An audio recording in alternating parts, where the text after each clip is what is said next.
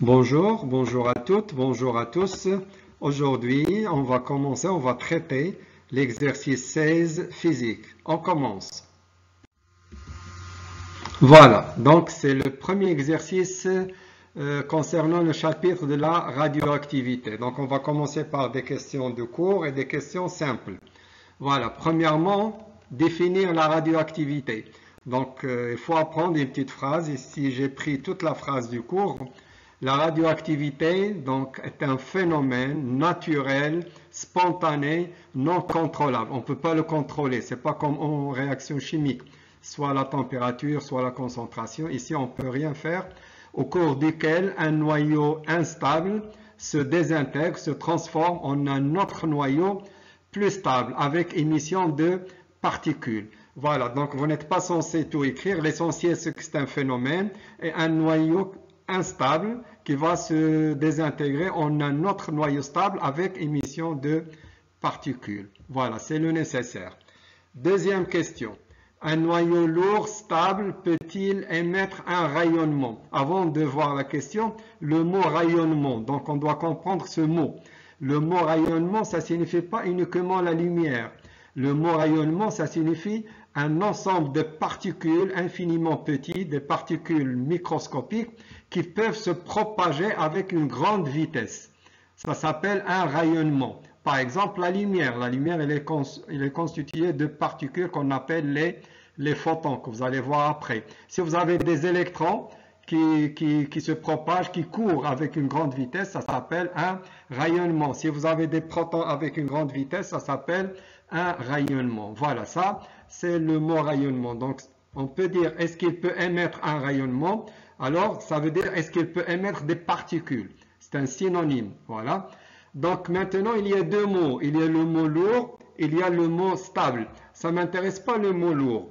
Alors, on a vu dans le cours, ce n'est pas question de noyaux lourds ou légers. Il y en a des noyaux qui sont radioactifs, il y en a des noyaux qui ne sont pas radioactifs, que ce soit lourd ou léger. Le mot qui m'intéresse ici, c'est le mot stable. Alors, stable, donc il n'est pas radioactif, donc il ne va pas émettre de particules ou de rayonnement. Ce que je vais écrire ici, puisque le noyau est stable, donc il n'émet pas de rayonnement, autrement dit, il n'émet pas de particules. Alors c'est facile la troisième question. Un noyau léger instable, le mot léger, ça n'intervient pas, il n'a aucune influence. Ce qui m'intéresse, c'est le mot instable. Est-ce qu'il est radioactif? Est-ce qu'il peut émettre des rayonnements ou bien est-ce qu'il peut émettre des particules? Puisqu'il est instable, donc il est radioactif, donc il peut émettre un rayonnement, ou bien on peut dire il peut émettre des particules, ou bien on peut dire il est radioactif. Voilà, donc question 4. Un noyau est noté, voilà, ça c'est la notation des atomes, la notation du noyau. Donnez les noms de X, A et Z, puis donnez la composition d'un exemple, le noyau de potassium. Alors X, c'est l'élément chimique, voilà, c'est à connaître. A, ça veut dire quoi? Ça représente, c'est pas ça représente quoi? Quel est le nom? Donc A, ça s'appelle le nombre de masse. Et puis vous avez Z. Z, ça s'appelle le nombre de charges ou bien le numéro atomique. On ne vous demande pas sa signification. A, ça signifie le nombre des nucléons. Z, ça signifie le nombre de protons. Mais on vous demande le nom de chaque symbole. Alors, la composition du noyau de potassium. Alors, puisque on commence par Z, puisque Z égale à 19, ça veut dire on a 19 protons. Alors, maintenant, A moins Z, pour avoir les neutrons.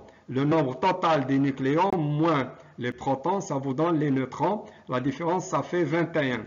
Donc, on aura 21 neutrons. Donc, ce noyau se compose de 19 protons et de 21 neutrons. Question 5. Définir un nucléide, puis définir les isotopes. Un nucléide, d'après le cours, c'est quoi un nucléide? C'est un groupe d'atomes qui sont identiques à 100%, c'est-à-dire un groupe de noyaux qui ont le même nombre de protons et le même nombre de neutrons. Ça veut dire si je dis le carbone 6,12, alors le carbone 6,12, ça s'appelle un nucléide. Le carbone 6,14, c'est un autre nucléide. Voilà, parce que 12 n'est pas 14.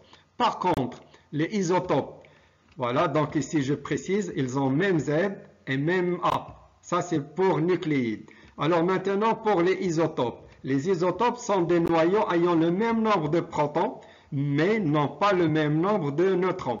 Alors, carbone 12, carbone 14, tous les deux représentent des isotopes d'un même élément qui est le carbone. Donc, je précise ici, ils ont le même Z, mais A différent. C'est ça la différence entre les nucléides et les isotopes. Voilà, j'espère que c'est clair. Au prochain exercice, merci.